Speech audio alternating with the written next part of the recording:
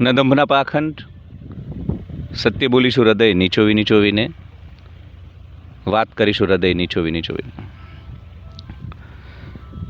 મિત્રો, અજમલભાઈ ચૌધરી ઉપર હુમલો અને ત્યારબાદનો સમગ્ર ઘટનાક્રમ, ઘણા બધા દિવસથી આ સમાચારો ચર્ચાના કેન્દ્ર સ્થાને છે. યુટ્યુબની એલ્ગોરિધમ ઉપર કબજો જમાવીને બેઠા છે આ સમાચારો. ખાસ કરીને ગુજરાતની વાત કરું તો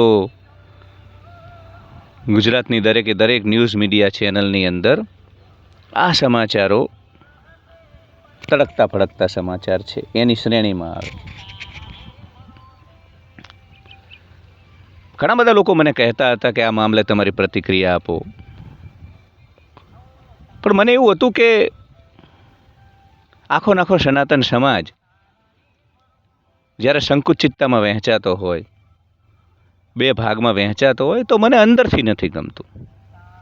મારું હૃદય દ્રવી ઉઠે, મારું કાળજું કંપી ઉઠે કે 1000 વર્ષ સુધી ભોગવ્યા બાદ, 1000 વર્ષ સુધી ખંડ ખંડ થયા બાદ પણ આપણને સદબુદ્ધિ કેમ નથી આવતી? એટલે બે સમાજો વચ્ચે વૈમનસ્ય ઊભું થાય એવી વાતો હોય, બે સમાજો વચ્ચે દ્વેષ ઊભો થાય એવી વાતો હોય, ત્યારે સ્વાભાવિક છે કે એવા કવરેજથી આપણે બચીએ. માત્ર અલ્ગોરિધમ, ટ્રેન્ડ, વ્યૂના ચક્કરમાં તમે સનાતન સમાજને તોડે એવું કવરેજ કરો, અથવા તો એવી વાતોને તમે અહીંયા લોકો વચ્ચે કરો, તો એ ઠીક નથી. એક જવાબદાર, સંવેદનશીલ, પરિપક્વ માણસ આવું ન કરે. એટલે હું આ વાત કરવાથી દૂર રહ્યો. પણ મને લાગે છે કે આજે મારે બોલવું છે, મારે બંને પક્ષે બોલવું છે. જે અજમલભાઈ જોડે થયું એ અડધી રાત્રે 2 વાગે ઊંઘ ઉડી જાય એવું છે, કાળજું કંપાવનારું છે. મને મારો પિતા દેખાય, મારા વયોવૃદ્ધ પિતા સાથે જ્યારે આ પ્રકારે હાથ ચાલાકી થાય, બળ પ્રયોગ થાય, તો ધરતી ઉપર મને એવું લાગે કે મારું જીવન વ્યર્થ છે. મારી હાજરીમાં મારા પિતા જોડે આવું થાય. એટલે આપણા કોઈ પણ વડીલ ઉપર બળજબરી થાય, કોઈ પણ વડીલ ઉપર જ્યારે આ રીતે એમને મારવામાં આવે, એમની આબરૂ લીલામ કરવામાં આવે, આ કોઈ પણ સમાજનો માણસ હશે, આ વસ્તુ એ કોઈ પણ સમાજનો હાયર વેલ્યુ સંવેદનશીલ માણસ ક્યારેય સહમત ન થઈ શકે. અને એક હાયર વેલ્યુ સંવેદનશીલ માણસ તો ક્યારેય, એના માટે તો સનાતન જ એક વાળો છે, માં ભારતીનો એક વાળો છે. એ તો જ્ઞાતિ જાતિના વાળાઓમાં વહેંચવાવાળી સંકુચિતતામાં પણ ન માને, આવી સંકુચિતતાને બિલકુલ પ્રોત્સાહન ન આપે. ભારતના સામાજિક માળખાને તોડનારી વિચારધારાની એક સંવેદનશીલ, પરિપક્વ માણસ, એ ચાહે કોઈ પણ સમાજનો હોય, એ ચાહે ચૌધરી સમાજનો હોય, ક્ષત્રિય સમાજનો હોય, એ ક્યારેય આ પ્રકારના કૃત્યોને પ્રોત્સાહન ન આપે, આ મામલે ચૂપ રહે, અથવા આ પ્રકારની ઘટનાઓની અંદર એનું વલણ હંમેશા સમાધાનકારી હોય. એ વલણ મારું છે, આપણા સૌનું છે. એટલે ખૂબ જ ખંડનાત્મક પ્રવૃત્તિ છે. ખૂબ જ એક સંવેદનશીલ માણસનું હૃદય તાર કરી જાય એ પ્રકારે. મેં કહ્યું ને કે મને મારો બાપ દેખાય, મને મારા બાપ દેખાય અજમલભાઈની અંદર. ચાલું એમની જોડે આવું થયું હોય તો હું ઊંઘી શકું, એટલે હું એમનો પરિવાર, એ વિસ્તાર, એ બધાની સંવેદનાઓ સાથે તાદાત્મ્ય ભાવ સાધી શકું છું, જોડાઈ શકું છું. સંપૂર્ણ રીતે સંવેદનાઓને પૂરેપૂરી અનુભવી શકું છું મારી ભીતર. કેમ કે હાયર વેલ્યુ,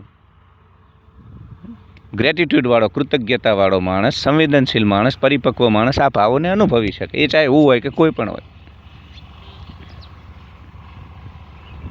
બીજી બધી વાતોમાં આપણે નથી પડવું, એ કવરેજ ચાલે જ છે. મારી ચિંતાનો વિષય એ છે કે આપણે કેટલું ભોગવ્યું 1000 વર્ષ સુધી જ્ઞાતિ જાતિના વાડામાં.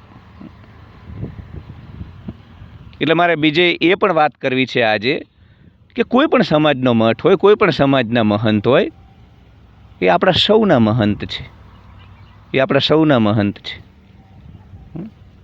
સનાતની છે ને, એટલે એ સંકુચિતતા પણ મને સ્વીકાર્ય નથી કે આપણા સમાજના મહંતને આપણી જગ્યાને આપણી ગાદીને, કેમ કે આ વિચારથી ભારતને બહુ નુકસાન થાય છે. સમજવાની કોશિશ કરજો, સમજવાની કોશિશ કરજો. ખંડ ખંડ થવાથી, જ્ઞાતિવાદી જાતિવાદી વાતો કરવાથી બહુ જ નુકસાન થાય છે આપણને, બહુ જ નુકસાન થાય છે. સનાતનને બહુ જ નુકસાન થયું છે. તમે 1000 વર્ષનો ઇતિહાસ, આ સંકુચિતતા, આ કુંઠિત સંકીર્ણ માનસિકતા આપણને પોસાય એમ નથી. આપણે બધા સનાતની છે. મને તો શરમ આવે છે અને સંકોચ થાય છે કે ચૌધરી સમાજ, ક્ષત્રિય, આ રીતે બોલવું પણ શું કામ પડે? સનાતની સમાજ, હિન્દુ સમાજ, ભારતીય સમાજ. એથી આગળ જઈને આપણે આ મહાભારતીનો આખો વાડો બનાવીએ તો કમસે કમ સનાતનનો તો એક વાડો રાખો.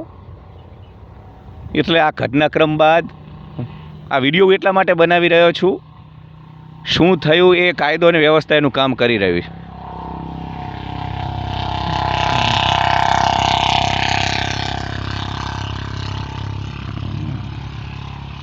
આટલી સિવિક સેન્સ છે ભારત વર્ષની અંદર.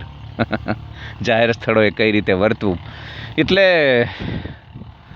મારો ચિંતાનો વિષય અથવા તો મારું દુઃખ આ સમગ્ર ઘટનાક્રમને લઈને મિત્રો એ છે કે ભારતનો સનાતનનો વાડો ન તૂટવો પડે. આ સમગ્ર ઘટનાક્રમમાં મેં કહ્યું ને કે અજમલભાઈ જોડે જે થયું એ રાત્રે 2 વાગે ઊંઘ ઉડે ને તો આખી રાત ઊંઘ ના આવે, એ પ્રકારની ઘટના છે. એમાં કોઈ ના નથી. અને દોષિતોને આકરી સજા થવી જોઈએ એ બધા જ આખા ગુજરાતની 18 આલમ માને છે.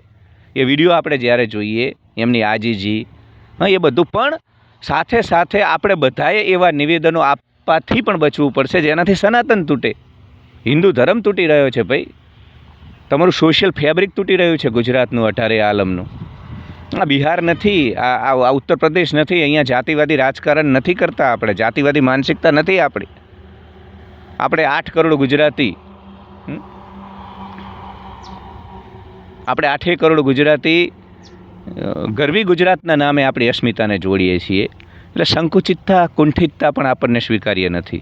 ગમે તે સમાજના મહંત હોય, ગમે તે સમાજની જગ્યાઓ, એ બધી આપણી જગ્યાઓ છે, એ બધી આપણી જગ્યાઓ છે.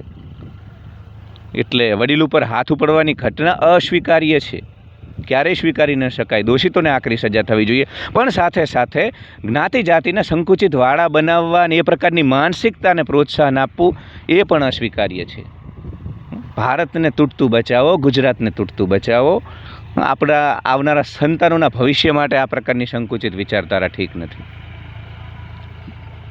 એટલે અજમલભાઈ ઉપરનો હુમલો પણ સમાજને તોડનારો છે. માફ ન કરી શકાય એ પ્રકારની ગેરકાયદેસર પ્રવૃત્તિ છે, અસામાજિક પ્રવૃત્તિ છે. એનાથી પણ સનાતન અને હિન્દુ ધર્મ અને સોશિયલ ફેબ્રિક તૂટે છે. અને સાથે સાથે જ્ઞાતિ જાતિના સંકુચિત વાળા, આપણી જગ્યા, આપણા મહંત, આ પ્રકારની વિચારધારાથી પણ ગુજરાત તૂટે છે, સનાતન તૂટે છે, હિન્દુ ધર્મની અસ્મિતા તૂટે છે. એટલે સમજવાની કોશિશ કરજો. આપણે બધાએ એક થવાની જરૂર છે, ગુજરાતની અસ્મિતા માટે, મા ભારતીની અસ્મિતા માટે, સનાતન ધર્મની અસ્મિતા માટે. ધન્યવાદ.